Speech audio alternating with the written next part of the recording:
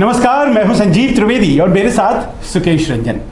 सब कुछ तैयार हो चुका है, टिकटों की घोषणाएं होने भी लग गई हैं और जाहिर है जब सिंबल दिया जाएगा तो लोग नॉमिनेशन फाइल करने जाएंगे। 8 की तारीख जो है वो भी बहुत करीब है और ऐसे में फर्स्ट फेज का सब कुछ तय हो गया क्या, प्रश्न ये उठता है। लेकिन बड़ा प्रश्न तो ये अब भी बना हुआ है कि आखिर कल जब प्रेस कॉन्फ्रेंस होगी और वो press conference Janata Dal United और भारतीय जनता पार्टी की संयुक्त प्रेस कॉन्फ्रेंस होगी तो उसमें बड़ी खबर क्या होने जा रही है। क्या ये कि अमुक सीट से कौन लड़ेगा, या ये कि 121 पर बीजेपी और 122 पर जेडीयू लड़ रही है, या फिर ये कि आखिर प्रधानमंत्री के नाम पर एनडीए के एक पार्टनर अलग से टिकट वोट मांगेंगे और दूसरे पार्टनर जिनके पास अधिकृत टिकट होगा वो भी उसी क्षेत्र से मांगेंगे वोट और ये जेडीयू की सीटों पर ही सिर्फ होगा।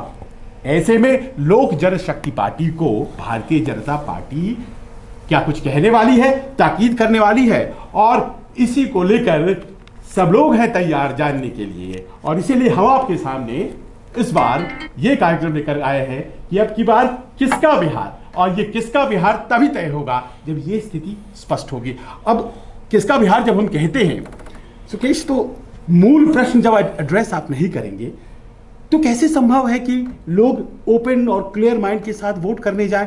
मैं मान लीजिए कि अगर वोटर हूं एनडीए का, मेरी आस्था एनडीए में है, तो मैं क्या करूं, जनता दल यूनाइटेड भी वहां खड़ा है और लोक जनशक्ति पार्टी भी। नहीं, ये ट्रस्ट डेफिसिट है और इस बार के चुनाव में जो एक नई चीज देखने को मिली है बिहार के चुनाव में, वो लैक ऑफ ट्रस्ट है पार्टी का दूसरी पार्टी के साथ। जो ये गठबंधन एनडीए है उसमें एलजेपी का बाहर जाना और एलजेपी ने जो जाने की भूमिका बनाई और एलजेपी जिस तरीके से चुनाव मैदान में है वो एक डेफिसिट ऑफ ट्रस्ट पैदा कर रहा है। बहुत सारे राजनीतिक हलकों में यह चर्चा है कि बीजेपी का कोई गेम प्लान है क्या, ये क्या किया बीजेपी ने और बीजेपी उनको रोक क्यों नहीं रही है। बीजेपी उहापोह की स्थिति में है कि जनता में क्या मैसेज जाए। एक कोहेसिव अलायंस चुनाव मैदान में है बीजेपी जेडीयू का, जब जिससे एलजेपी बाहर है, या फिर बीजेपी 243 सीटों पे लड़ रही है क्या, कुछ पे खुद लड़ रही है, कुछ पे एलजेपी लड़ रही है। सामान्य तौर पर तो यही समझ में आता। आज जो मैंने देखा है संजीव, कल मैंने एक प्रेस रिलीज देखी थी जिसमें यह चर्चा थी कि हम नीतीश के खिलाफ चुनाव नहीं लड़ सकते, नीतीश के साथ चुनाव नहीं लड़ सकते, हम बीजेपी को मुख्यमंत्री बनाएंगे, बीजेपी नेतृत्व करे और हमारा जो भी जीतेगा वो विधायक वो बीजेपी को समर्थन करेगा, वो नरेंद्र मोदी का समर्थन करेगा।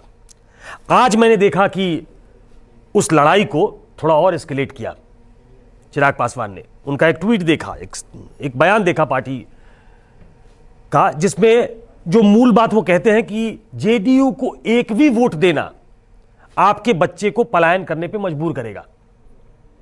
वो एक पलायन को बड़ा इशू बना रहे हैं।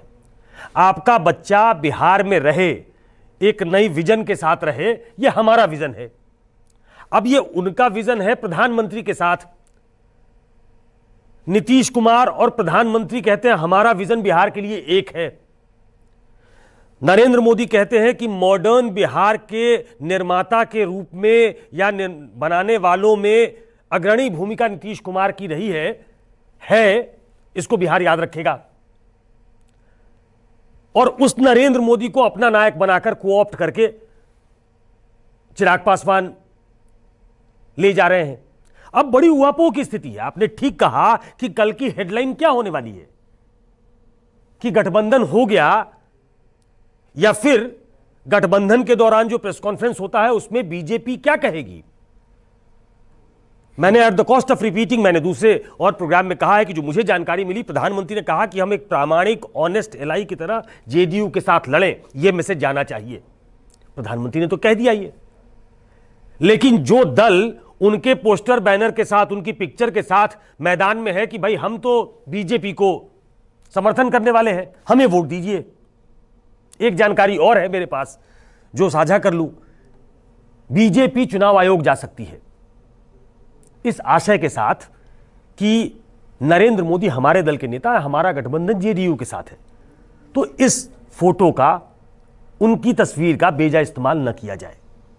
और यह मुझे लगता है कि जेडीयू को प्लेकेट करने के लिए होगा कि भाई हम तो चुनाव आयोग भी चले गए, लेकिन क्या इतना काफी होगा? इतना काफी होगा? ये प्रश्न है। ये देखिए, आपसे बातचीत में पहले आपने ये कहा था 2005 नहीं, ये 2020 है।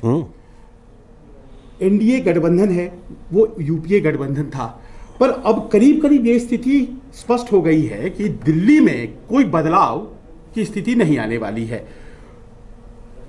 जेडीयू समर्थन कर रही है भारतीय जनता पार्टी का केंद्र में, एलजेपी के मंत्री हैं, वो वैसे ही बने रहेंगे। भारतीय जनता पार्टी की तरफ से ऐसा कुछ आया नहीं है, यानी कि वो 2005 और 2020 ये स्पष्ट हो गया। 2005 में हमें याद है लालू जी के खिलाफ जब वो चुनाव लड़े और वो ऐसी स्थिति हो गई जिसमें कि लालू जी को नुकसान हुआ और वो नुकसान की भरपाई आज तक नहीं हो पाई। इतिहास हमेशा जो है वो बार बार अपने आप को दोहराता है। आज 2020 में हम जब बात कर रहे हैं तो जनता दल यूनाइटेड की स्थिति देखिए, भारतीय जनता पार्टी तो अपनी जगह बहुत स्थिर है, उसे चुनाव लड़ना है आरजेडी के साथ और महागठबंधन के साथ। देखिए जनता दल यूनाइटेड की स्थिति, उसे कहाँ चुनाव लड़ना है, किससे चुनाव लड़ना है, अपने आप से लड़ना है या सामने वाले से लड़ना है, उसके उम्मीदवार क्या कहेंगे, और कुंजी भारतीय जनता पार्टी के पास क्या केवल चुनाव आयोग जाकर के ये कह देना काफी होगा, या फिर वो मंच चाहिए जहां से ये स्पष्ट रूप से संदेश दिया जाए? कल का इंतजार करिए, कल बीजेपी को कुछ कॉन्क्रीट कहना पड़ेगा, कुछ बताना पड़ेगा। आप रामविलास पासवान अस्वस्थ हैं, आप ये खतरा मोल लेना नहीं चाहते कि जिस समय वो अस्पताल में हैं आप उनको एनडीए से बाहर का रास्ता दिखा दें।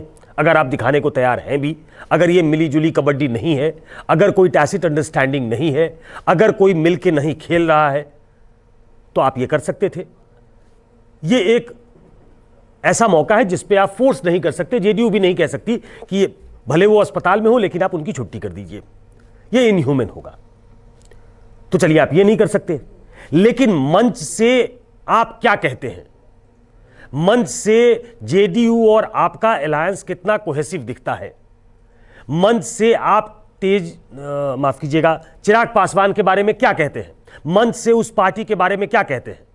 क्या प्रधानमंत्री जो ये कह रहे हैं कि बिहार प्रगति के पथ पे अग्रसर है और बिहार को इस नवीन बिहार बनाने में नीतीश कुमार की महती भूमिका है, और फिर पोस्टर लगता है कि मोदी है तो मुमकिन है, नीतीश है तो संभव है, ये और किसी ने नहीं, मोदी ने कहा है। तो सवाल ये हो सकता है उनसे कि मोदी जो कह रहे हैं और चिराग जो कह रहे हैं, इसमें तो मूल अंतर है। आप तय कर दीजिए कि चिराग आपके नाम पे, प्रधानमंत्री के नाम पे वोट मांग रहे हैं, तो आपका क्या कहना है? फिर उसको निगेट करने के लिए, ये बताने के लिए कि भाई वो वहां पे जेडीयू के साथ अलायंस में हैं, उनको ग्राउंड पे भी कुछ करते दिखना पड़ेगा। क्या प्रधानमंत्री उन क्षेत्रों में रैली करेंगे? क्या प्रधानमंत्री वहां जाकर ये बताएंगे कि हमारे नाम का अगर कोई गलत इस्तेमाल कर रहा है उस बहलावे में मत आइए, हमारा गठबंधन जेडीयू के साथ है और हम अभी भी मानते हैं कि नीतीश कुमार ही गठबंधन का नेतृत्व कर सकते हैं, वो नए बिहार को बनाने वाले व्यक्ति हैं। ये ग्राउंड पे जाके दिखाना पड़ेगा, अपने एक्शन से दिखाना पड़ेगा। और ये बात सही है, अगर कोई जेडीयू का प्रवक्ता भी कह रहा है, जो कि हमारे एक शो में कह रहे थे कि ओनस बीजेपी पे है, उन्होंने ये नहीं कहा कि हम डॉक में है, लेकिन ओनस बीजेपी पे है कि वो दिखाए कि उसकी चिराग से दूरी है, चिराग से प्रॉक्सिमिटी नहीं है। अभी पॉलिटिकल सर्कल्स में ये चर्चा होगी। जनता दल यूनाइटेड के द्वारा ये सब कही गई बातें लेट नहीं हो गई सुकेश? देखिए स्थिति क्या है, अभी चुनाव दरवाजे पे दस्तक दे रहा है और ये जो प्रक्रिया चल रही है, आज आप कहते हैं ना, हमारे तरफ कहावत जो है, भोज पर कोहड़ा रोप रहे हैं क्या? आज जब सिंबल बांटा जा रहा है लोक जनशक्ति पार्टी के द्वारा, पोस्टर्स तैयार हो गए हैं, तमाम लोगों के बीच एक संदेश जा चुका है, और अभी आप भारतीय जनता पार्टी से, क्या पहली बार चिराग पासवान ने बोला है ये बात? क्या लोक जनशक्ति पार्टी ने आज पहली दफा ये बात किया है? क्या ये पूरे एक साल का श्रृंखला नहीं है? पहली बात। दूसरी बात, अब जबकि भारतीय जनता पार्टी कह चुकी है हम जनता दल यूनाइटेड के सहयोगी हैं, मजबूती से उनके हम साथ खड़े हैं आज की तारीख में, तो चिराग पासवान ये कह रहे हैं कि हम तो कभी भी जेडीयू के साथ थे ही नहीं। मैं अगर चिराग पासवान की बात मानूं, क्योंकि आज वो एक समाचार एजेंसी से बात कर रहे थे, उन्होंने कहा कि 2010 देख लीजिए, हम नहीं लड़े हैं जेडीयू के साथ। 2015 देख लीजिए, हम कहाँ लड़े हैं जेडीयू के साथ।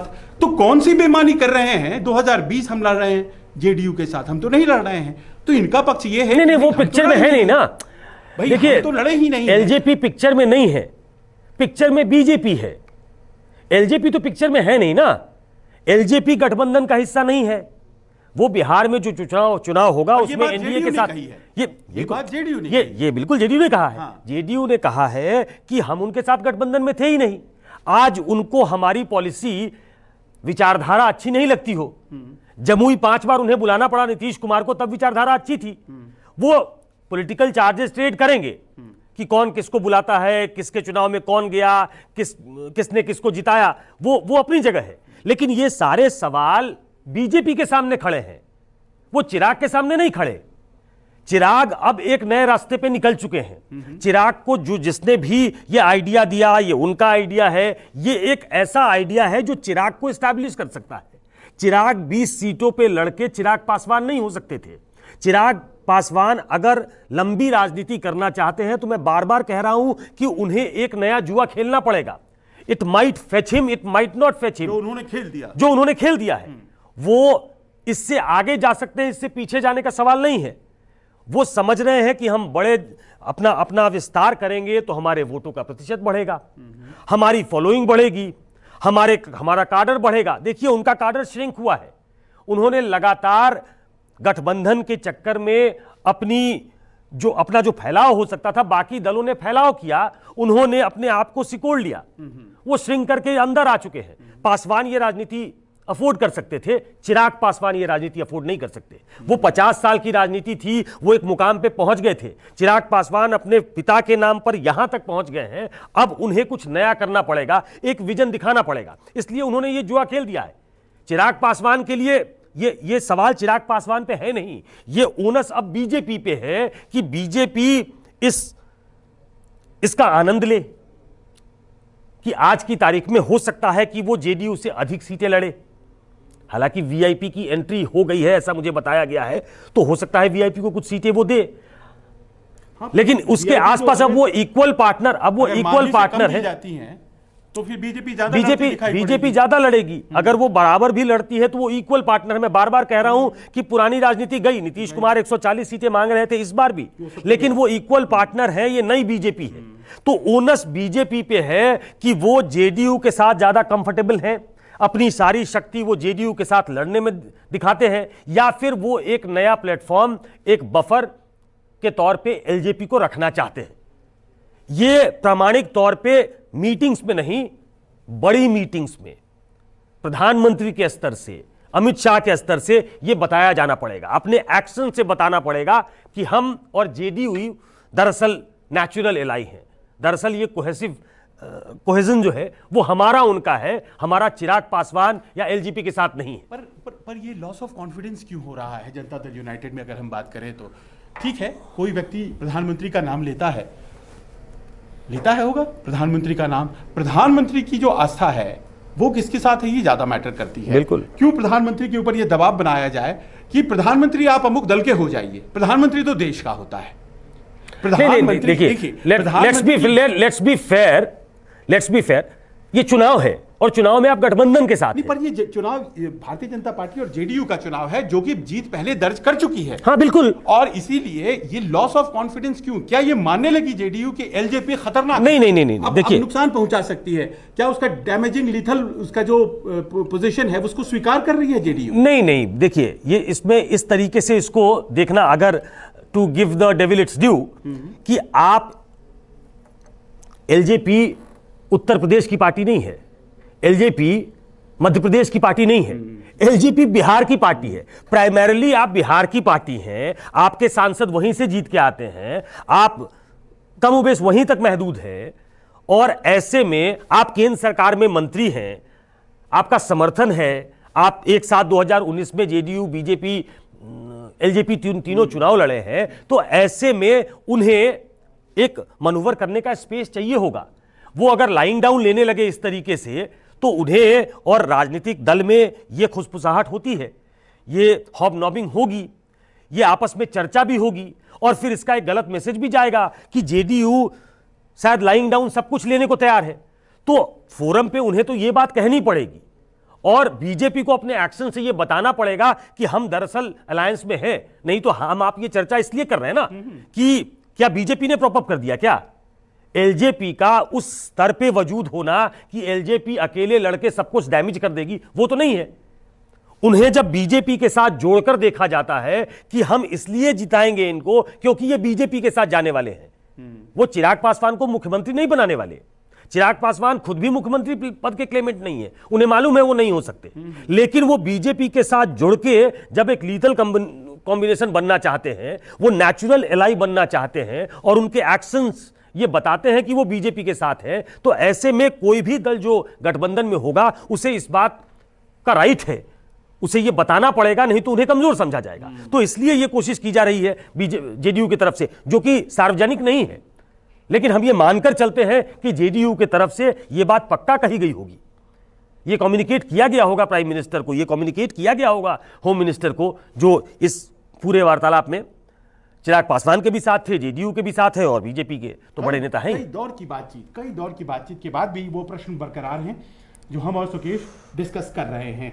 देखिए, बहुत स्पष्ट है कि जनता दल यूनाइटेड जहां जहां खड़ी है वहां वहां लोक जनशक्ति पार्टी खड़ी है, और एक कॉम्बिनेशन है बिहार में कि आरजेडी कांग्रेस एक तरफ और जेडीयू बीजेपी एक तरफ। इसके आउटसाइड अगर कोई पार्टी है वो पांचवी पार्टी तो एलजेपी है। अब वो एलजेपी जिसके खिलाफ काम करती है उसका नुकसान होता है, वो कितने भी वोट परसेंटेज हो, कम से कम हो, लेकिन कई ऐसी सीटें होंगी। तो क्या ये जनता दल यूनाइटेड के उम्मीदवारों का प्रेशर नहीं होगा? जो 120 उम्मीदवार, जो भी 118 उम्मीदवार जो लड़ेंगे जनता दल यूनाइटेड की तरफ से, ये साहब ये क्या हो रहा है? क्या इसे सॉर्ट आउट करने का जो ऑप्शन था या यूं कह लें कि जो अपॉर्चुनिटी रही होगी उसको मिस कर दिया गया क्या? देखिए, जो जिस तरीके का राजनीतिक परिवेश है और जो स्ट्रक्चर है पार्टियों में, चाहे वो जेडीयू हो बीजेपी में, वो इस तरीके का प्रेशर तो बना नहीं सकते, और उन्हें मालूम है कि पिछले कुछ समय से क्या चल रहा था, वो इसको एप्रीहेंड कर रहे थे। ऐसा नहीं है कि आउट ऑफ द ब्लू उनके ऊपर ये आ गया है, ये राजनीतिक हलकों में चर्चा थी, हम भी डिस्कस कर रहे थे, आप लगातार कह रहे थे कि वो अलग चुनाव लड़ सकते हैं और वो प्रधानमंत्री के नाम पे चुनाव लड़ेंगे, वो प्रधानमंत्री के नाम पे वोट मांगेंगे। तो ऐसा नहीं है कि जो हमें मालूम था, नहीं, मैं तो जो महसूस कर रहा था समाचार पत्र जो आप महसूस कर रहे थे या जो हम महसूस कर रहे थे, वो राजनीतिक कार्यकर्ता महसूस नहीं करेगा, ये नहीं सोच सकते आप। जो उस दल को किसी दल का प्रतिनिधित्व करता है, उससे इस बात का सेंस था कि ये बाहर जा सकते हैं, ये कल को चुनाव मैदान में आ सकते हैं। तो ये तो सबको इस बात का सेंस था कि ऐसी एक परिस्थिति आ सकती है, तो वो अपने दल के मुखिया पे सवाल उठाएगा, मुझे इसमें डाउट है। और जो मैंने कहा, जो स्ट्रक्चर है पार्टियों में आज की तारीख में कि कोई नरेंद्र मोदी के सामने सवाल उठाने लगे, कोई नीतीश कुमार के सामने सवाल उठाने लगे, वो तो नहीं होगा। लेकिन हाँ, इतना जरूर है कि जो केक वॉक जैसा दिख रहा था जेडीयू बीजेपी गठबंधन को, अभी फिलहाल कम से कम जब तक इसमें क्लैरिटी नहीं आती है, तब तक एक गुदगुदी, एक हलचल इतना जरूर हो गया है कि सब कुछ ठीक ठाक नहीं है। इसी ऑब्जर्वेशन पर मुझे आखिरी सवाल पे आने दीजिए, और वो ये है कि अगर लोक जनशक्ति पार्टी जो कर रही है, हर उस जनता दल यूनाइटेड उम्मीदवार के खिलाफ अपना उम्मीदवार देने जा रही है, अगर ऐसा हो जाता है, जो कि होता हुआ दिखाई पड़ रहा है, और वो प्रधानमंत्री का नाम लेकर चुनाव लड़ते हैं, तो सुकेश, फायदा आखिर में किसका? क्या जनता दल यूनाइटेड कमजोर होकर भारतीय जनता पार्टी को बिग ब्रदर बनने का अवसर दे देगी, या फिर राष्ट्रीय जनता दल को जबरदस्त मौका मिलने वाला है? क्योंकि एनडीए वोट्स अगर डिवाइड होती हैं उन 120-22 सीटों पर, तो जाहिर है कि आरजेडी या महागठबंधन का उम्मीदवार वो फायदे में रहेगा। गठबंधन का फायदा या बीजेपी का? देखिए, ये इसका पूरा आकलन तब किया जा सकता है जब सीट्स तय हो जाए कि कौन कौन किस सीटों पे चुनाव लड़ रहा है। फिर यह भी देखना पड़ेगा कि एलजेपी का स्ट्रक्चर वहां क्या है, एलजेपी ने वहां तैयारी कितनी की है। यह कागज पे बड़ा अच्छा लगता है सुनने में, कागज पे कि जहां जहां वो चुनाव मैदान में होंगे वहां वहां हम चुनाव मैदान में आदमी उतार देंगे। कागज पे लालू यादव कभी चुनाव हारते नहीं। 2010 में स्थिति ऐसी हो गई कि विपक्ष का नेता नहीं बन पाया। कागजों पे हमारे लिए गणना करना बड़ा आसान होता है। दूसरी तरफ जो उम्मीदवार होगा और जो जिस नाम पे वो जा रहे हैं, वो जाहिर तौर पे एनडीए को नुकसान पहुंचाने वाला है। और एनडीए को नुकसान इसलिए, और एनडीए में जेडीयू को नुकसान इसलिए क्योंकि वो चुनाव लड़ेंगे जेडीयू के खिलाफ। इसीलिए कहा जा रहा है कि क्या बीजेपी विन विन सिचुएशन में है क्या, कि उसके खिलाफ तो चुनाव मैदान में वो नहीं है, उसे वो they don't have to go through it. ये जो जाना है वो जेडीयू के उम्मीदवारों को जाना है कि उससे आरजेडी, कांग्रेस, लेफ्ट कंबाइन से तो लड़ना ही है, चिराग पासवान जो उम्मीदवार उतारते हैं उससे भी लड़ना है। तो उससे दोहरी चुनौती है आज की तारीख में। अगर एलजेपी वहां मजबूत है तो वहां वो सीधे कॉन्टेस्ट में है, तो आरजेडी का फायदा, तो आरजेडी का फायदा हो सकता है। अगर वो बहुत ही ज्यादा मजबूत है कि वो दोनों को हरा के खुद विक्टोरियस इमर्ज कर सकता है, तो बीजेपी का फायदा। कि अगर जेडीयू बहुत कमजोर हो जाती है और एलजेपी नेचुरल एलाई हो जाएगी। राजनीति में जब लालू यादव और नीतीश कुमार नेचुरल एलाई हो सकते हैं, छोटे भाई बड़े भाई हो सकते हैं, जब मायावती और मुलायम सिंह साथ आ जा सकते हैं, तो आप इस गठबंधन को, जो कि एनडीए का पार्टनर है ही, आज तक है, अभी तक है जब हम चर्चा कर रहे हैं, तो कल को वो सहज पार्टनर हो जाए, इसमें क्या दिक्कत है किसी को। तो जो जिस तरह से तस्वीर बिल्कुल खोल कर सामने रख दी सुकेश ने, इसमें तो बड़ा स्पष्ट है कि बीजेपी बहुत हैप्पी सिचुएशन में है। तो क्या कल वो कोई सख्त संदेश देगी, और अगर नहीं देती है तो फिर क्या संदेश वोटर्स को जाएगा कि कुछ सीटें जहां पर, जैसा कि सुकेश कह रहे हैं, भारतीय जनता पार्टी के उम्मीदवार लड़ेंगे कमल छाप पर, और कुछ सीटें जहां जनता दल यूनाइटेड की सीटें हैं वहां भारतीय जनता पार्टी के उम्मीदवार लड़ेंगे बंगला छाप, जो कि लोक जनशक्ति पार्टी का चुनाव चिन्ह है। तो ये तस्वीर आज की तारीख में नजरें बनी रहेंगी कल होने वाले उस प्रेस कॉन्फ्रेंस पर, जो सब कुछ साफ कर देने वाला है, जब टिकटों की घोषणा एनडीए करेगी। हमारे खास पेशकश अब की बार किसका बिहार में, आज बस इतना ही। हमें दीजिए इजाजत, और कल आपको हम फिर आते हैं, अपडेट करते हैं। हमें अपना समर्थन, सहयोग, सब्सक्रिप्शन, लाइक ये सब देते रहिए। नमस्कार।